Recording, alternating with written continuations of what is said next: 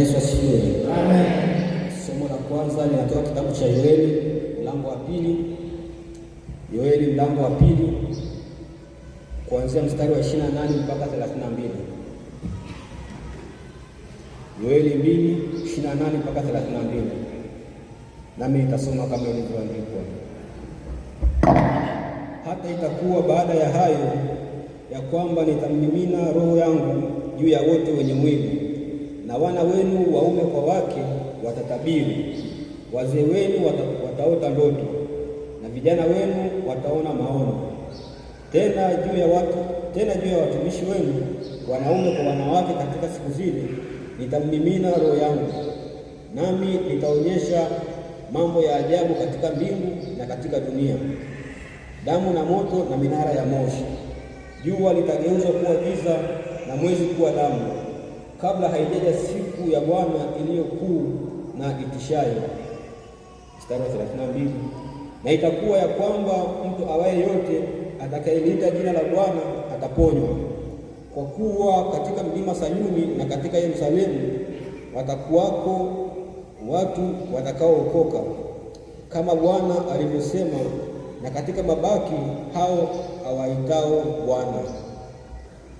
Somo la pili tunalipata kutoka kitabu cha Matendo ya Mitume mlango wa pili. Matendo ya Mitume mlango wa pili mstari wa 5 hadi wa 13. Matendo ya Mitume mlango wa pili mstari wa 5 hadi 13. Nami nitasoma kama ilivyoandikwa. Na walikuwako Yerusalemu Wayahudi wakikaa, watu watauwa wa kila taifa chini ya mbingu. Basi sauti iliposikiwa, makutano walikutanika, wakashikwa na fadhaa, kwa kuwa kila mmoja aliwasikia wakisema kwa lugha yake mwenyewe.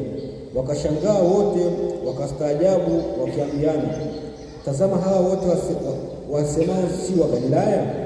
Imekuwaje basi sisi kusikia kila mtu lugha yetu tuliyozaliwa nayo? Warpath na Wamedi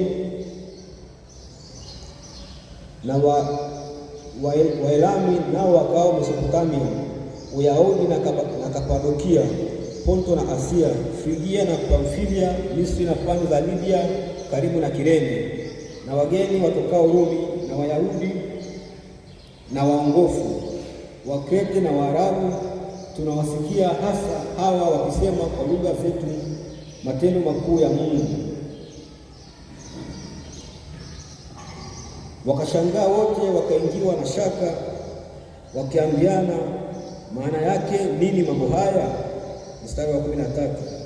Wengine walidhihaki wakisema, wamelewa kwa mvinyo mpya. Amen. Hilo ndilo neno la Mungu. Tumshukuru Mungu. Neno la Mungu ni taa na mwanga wa njia zetu, litumulikie popote tutakapopita, na tuimbe haleluya.